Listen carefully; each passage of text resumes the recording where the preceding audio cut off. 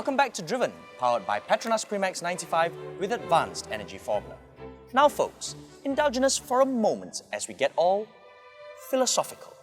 Well, if it's one thing we know for sure, is that things change. Take coffee, for instance. It used to look like this. Coffee! And then it all changed. First came the Starbucks and American premium type coffees, and then now the overpriced hipster type of coffees. It's the same with cars too. There was once a time when Malaysians wouldn't buy anything other than sedans. Then came the hatchbacks. And now, everybody seems to be buying SUVs. And one particular model that has taken Malaysia by storm is the Honda HR-V. It was such a sales success that other brands have had to stand up and respond. Here we have the Kia Sportage two-wheel drive and the Mazda CX-5 GL. Two large SUVs that have been priced down to take on the Honda HR-V. So can they bring the fight on to the Honda? Or has it won already? Well, as they say, better latte than never.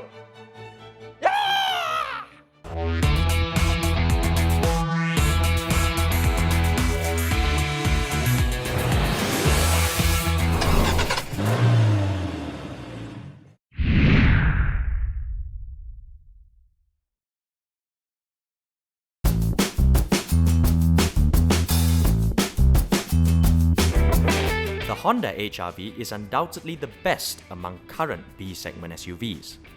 While others like the Ford EcoSport and Peugeot 208 had underpowered engines, this one finally has a decent 1.8-litre motor under the hood. The problem is, at the top of its range, it's now competing against bigger C-segment rivals, where a 2-litre engine is the bare minimum. Suddenly, it's a pretender competing above its weight and size class.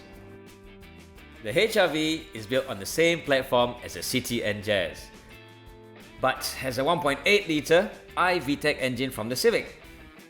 To most people then, it's just about the perfect formula. Small, but not too small. Affordable, but not too cheap. And it helps that it looks pretty decent too. And then we have the Mazda CX-5 GL. Previously only available at 140,000, it's now yours for 126,000 ringgit, minus a few superficial bells and whistles. In Kia's corner is the new Sportage two-wheel drive.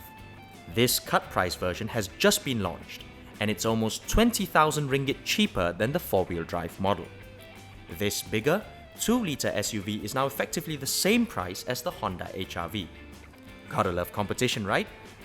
The consumers always win.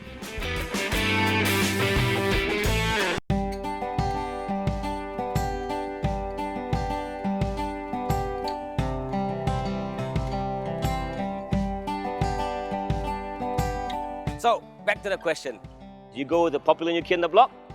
Or take the chance to get a bigger, more established and now cheaper, proper-sized SUV.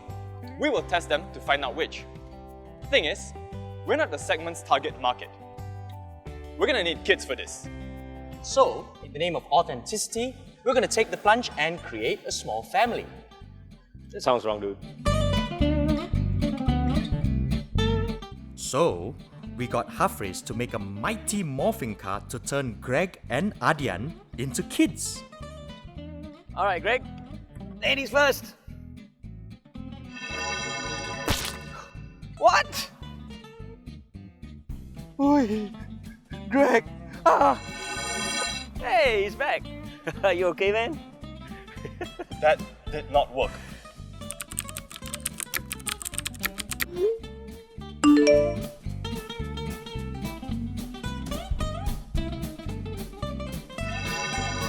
Oh no! Wow, what are all this? Hey, why no Toyota? Why Toyota better lah? Go. Wait, Get back in. Wait. Get back in there.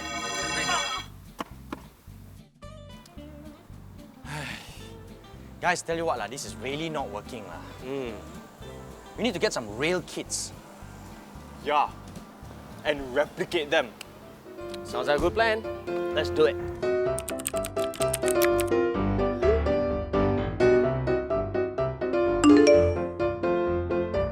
Don't worry, folks, this is completely safe. Come on, kids, let's go in. Let's go in. Let's go in. Let's go in. Let's get inside. Go in. Keep going. Keep going. Keep going. Keep going. Yes, keep going. Keep going. Go in. Go in. Go in. Go in. Go in. Go in. The first expectation people have about SUVs is space. Lots of it, for both people and luggage. More than 560 litres. That's more than enough for a family picnic. The interior feels more premium than the other two here. The build quality and materials are definitely a notch above. The rear seats are roomy and comfy too. Right, Luke and Leia? Yeah, definitely the best here. Potato, potato, tomato, tomato. A B-segment SUV is always going to be a B-segment SUV, no matter how well you dress it up. So like that, you would assume that the back of the HRV is going to be a tight fit. Well, in reality, it's not too bad actually. There's still lots of legroom. It's just a little bit narrow to fit 3 people sitting wide. Can you stop kicking the chair, please? Or bite your nose. And despite having 20% less boot space than its competitors, it doesn't really feel any less spacious. As for the Sportage, it's the least impressive here. Now the HRV is bigger on the outside, but on the inside, it's just about the same. Far from small, mind you, but you'd expect more space. And up front, you get manual aircon, no Bluetooth, and a teeny tiny little screen. Quality is not bad, a touch better than the Honda even. Hey boy, don't touch boy. Uncle need to give this car back, you know. Why? Why cannot touch? It's soft touch lah, but don't touch the screen, later all the fingerprint there. Cannot touch, why called touch screen? Yeah, that's why it's a touch screen, it's not a fingerprint screen. If you touch down all the fingerprint there, I give back people not so nice lah, right? Uncle, why the screen so small one? My iPad screen bigger leh.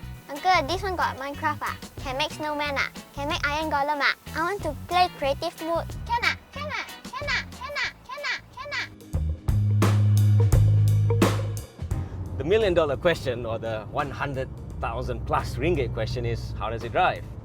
The HRV is the bully in the B segment class, but it's a lightweight compared to the other 2 cars here.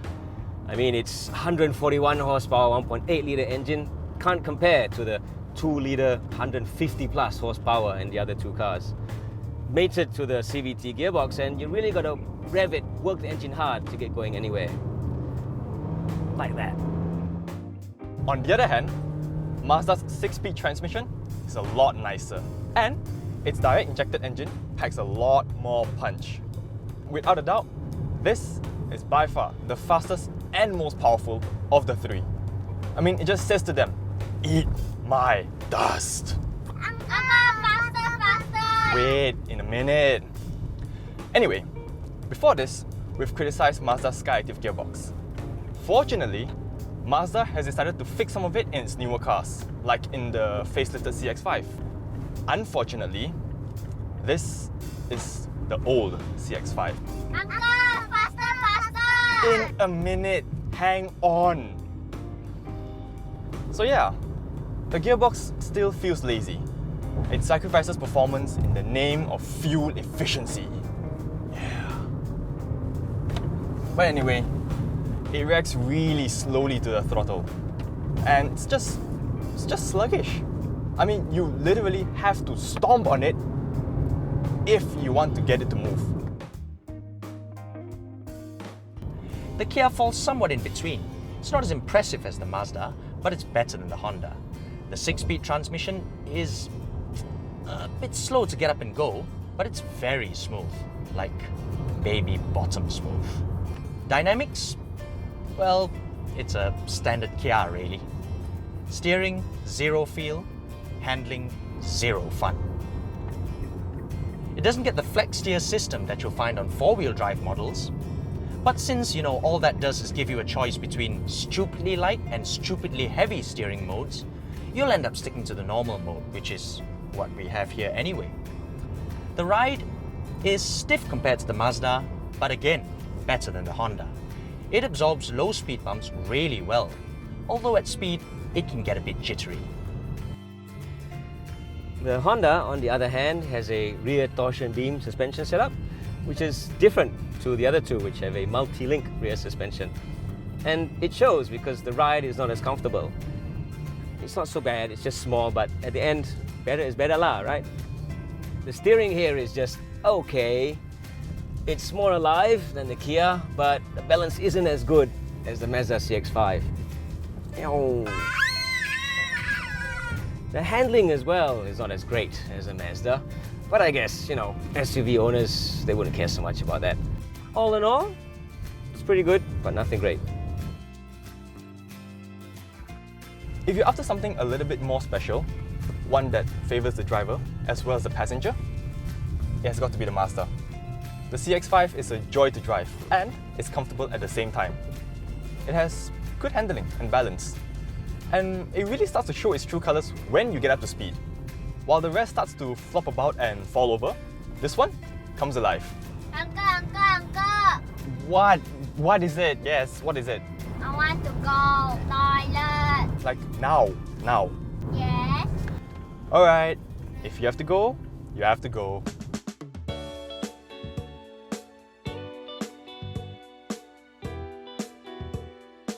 SUVs generally use more fuel than comparable sedans, but the Honda HR-V is actually quite economical, averaging 12.2 kilometers per litre.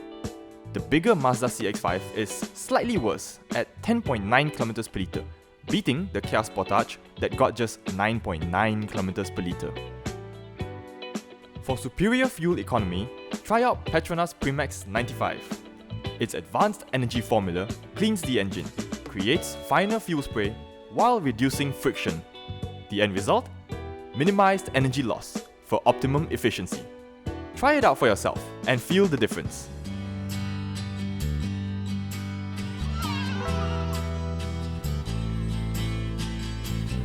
So guys, what's the verdict here, you know? To be honest, I'm quite impressed with the Honda HR-V. It compares very well against its larger C-segment rivals. Yeah, well, it may compare well, but is it better?